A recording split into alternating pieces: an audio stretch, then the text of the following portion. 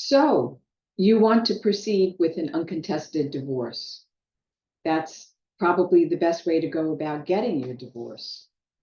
In order to get an uncontested divorce, you need to be in agreement with your spouse with the issues, all of the issues arising from your divorce. Those issues are usually broken down into three major categories. The first one being property, and then support issues, and then issues involving the children, of course. The property issues are probably the issues most easily resolved. Pretty much, it's an equal division of all of the property that was acquired during the marriage. Dividing the property, though, is not necessarily simple and needs to be done with some kind of thought and understanding of tax considerations and so forth.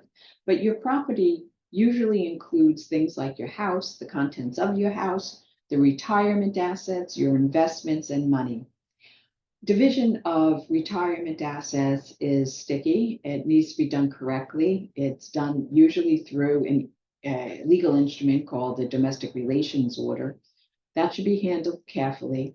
And the same thing with investments, stocks and so forth, assets that have appreciated in value have tax implications that need to be considered when dividing your property.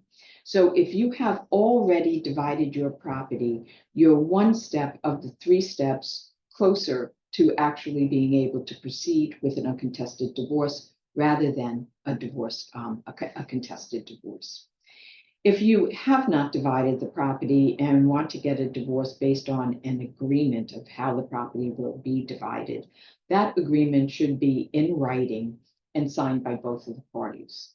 It should be comprehensive and, in the best of all worlds, done with as the result of a mediated agreement or an agreement help reached with the involvement of attorneys, especially if you're dealing with retirement assets and assets that have taxable consequences. The second group of issues are support issues, and support can be broken down into two primary categories. The first one is alimony or spousal support. The second is child support. Alimony is very often waived. If you and your spouse are agreeing to waive alimony, that agreement should be in writing. It should be signed by both of the parties, and it should specify that the waiver is non-modifiable by any court. The second type of support is child support. And child support is governed by statute. The child support obligation is calculated to a specified equation that's embodied in what we refer to as the Maryland Child Support Guidelines. A person can't waive child support or modify child support without a parent can't waive child support and cannot modify child support without a court order. So child support is considered the right of the child. So it's really not a point of negotiation. It's a matter of putting the data into this guideline calculator and coming out with the bottom result of which parent owes how much to the other parent.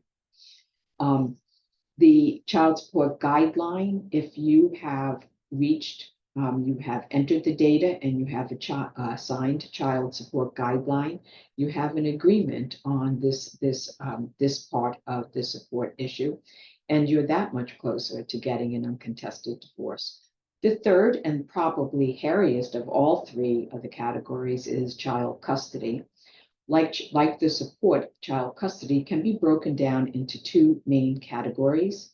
The first one is legal custody. The second one is physical custody. Legal custody is decision-making authority. Decision-making authority, important decisions, not really what time you go to bed, but decisions involving education, religion, and health. It's the right which parent makes these decisions. That's legal custody. Legal custody can be sole. In other words, one of the two parents makes all the decisions. It can be shared, which is referred to as joint legal custody, where the two parents need to agree on what's going to happen with the education, religion, the health, or other important decisions regarding the child. Or you could split it. One of the parents may be particularly strong and making educational decisions, while the other one is better and more informed regarding health issues. So you could split it, you could make it joint, or you can make it sole. That's the way the legal custody goes. Most often, people share legal custody, except if they're really at each other's throats, then usually one parent or the other makes all of the decisions. The second type of custody is physical custody, and that is a big bear to deal with. There's a lot of detail that should be considered. What days of the week the child is going to spend with which parent. Are you going to alternate weekends or split weekends? Will you split the week or alternate weeks? What happens during the summer? Who's responsible for driving? Who's picking up? Who's dropping off? What happens with extracurricular activities? Is everybody invited to attend the children's sporting events regardless of the weekend? All of these things should be included in what's called a parenting agreement. It's big, it's voluminous, but if you don't have a written parenting agreement, you can work toward preparing one. Most of the circuit courts throughout Maryland have an option for you to download a parenting agreement worksheet. If you and the other parent can work this out and get it signed, you're really that much closer to getting an uncontested divorce. It's better to have an uncontested divorce. Contested divorces are extremely expensive and they are damaging. They hurt the relationship between the parents and very often have unintended spillover effects on the children. If you can get yourself to a place where you and the other parent have resolved all of the issues regarding property division, support, and child-related issues, you're in much better shape. Then the only bear that you need to deal with is the process, the procedure in getting a divorce. Let's talk about what's involved with that. Anytime you're dealing with a divorce, you're using legal documents. We refer to these as pleadings. A divorce, like most other civil actions, a divorce is a civil action, but like most civil actions, it's initiated with the filing of a complaint. Here we have a complaint for divorce that is prepared and signed by the plaintiff.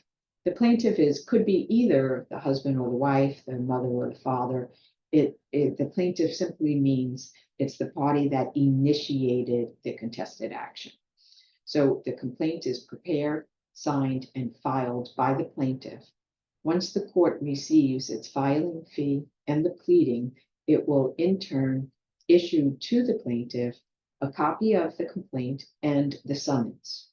The summons has to be served by the plaintiff on the defendant. The thing here, the plaintiff can't actually hand it to the defendant. It's one of the requirements of service. The defendant has to be served by a party over 18 years of age who is not a party to the action. So by a person over 18 who's not a party to the action can effectuate the service, or service could be waived. The defendant just accepts it and files an answer to the complaint. The answer is not like yes or no, rather the answer says, I agree with the contents that are averred in the complaint, and I ask that the court grant the plaintiff the requested relief. Once the answer is completed, then both parties sign a joint line. The joint line says, here's the rest of the documentation. If there are children, there's a child support guideline worksheet, there's a parenting plan. If there is a property division, that agreement should be filed at this point, signed by both of the parties. In addition to these pleadings, another pleading, or in addition to the supporting documents, the parenting agreement, the child support guideline worksheet, and the property division, a pleading requesting that the court shield these sensitive documents from public inspection should also be filed. It's important to keep your confidential information confidential. When the court gets all of that, the court will set the matter in for an uncontested hearing. They'll issue a notice. The plaintiff has to appear at the hearing. The defendant does not need to appear. The plaintiff will give testimony, and the testimony essentially is a corroboration of all of the facts and averments set forth in the complaint and in the supporting documents, the parenting plan and so forth. The plaintiff will also give testimony explaining why these agreements are in the best interest of the children if there are in fact children involved. If the court is satisfied, then the court will recommend that a divorce be granted, and the court will issue a judgment of absolute divorce that includes the agreements. These agreements then become part of the court order.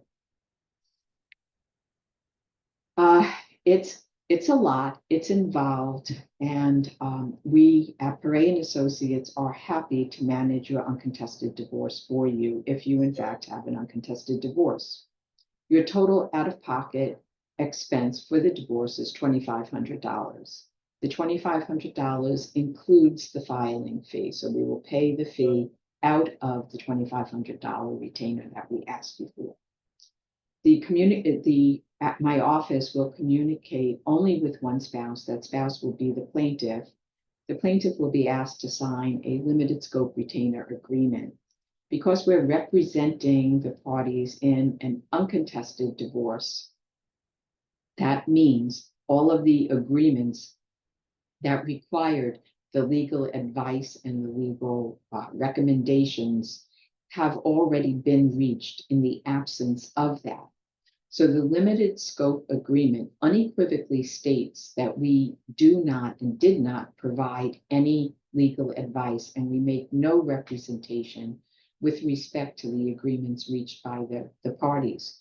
We make no representation as to whether they're equitable or in conformity with Maryland laws.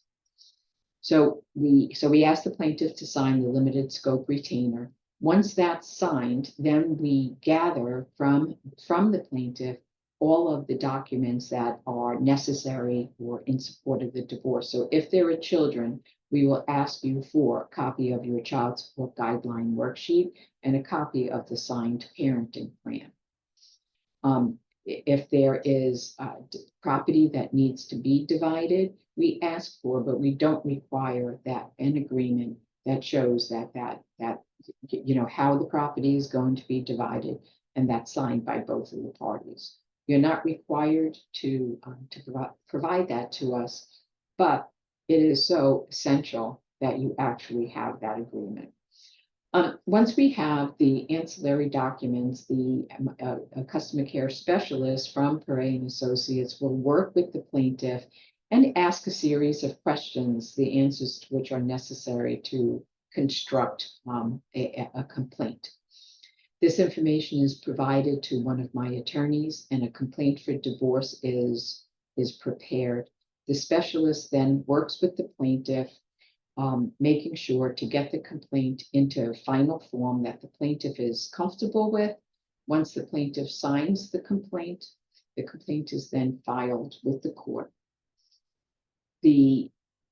A copy of the signed complaint is provided to the defendant along with a blank answer form. The defendant completes the answer form after reviewing the complaint. The defendant then will bring to the offices of Paray & Associates a copy, the signed answer, along with a copy of the front and back of their driver's license, just so that we can confirm identity. In the alternative, the defendant can email us a copy of the front and back of their driver's license, and so we know it's them, and send to us a copy of the email to us, a copy of the complaint, along with permission to use that complaint. We prefer original documents and prefer to not work with the emails.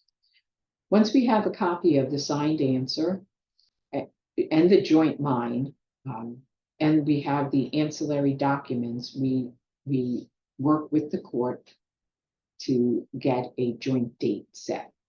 Once a divorce date set.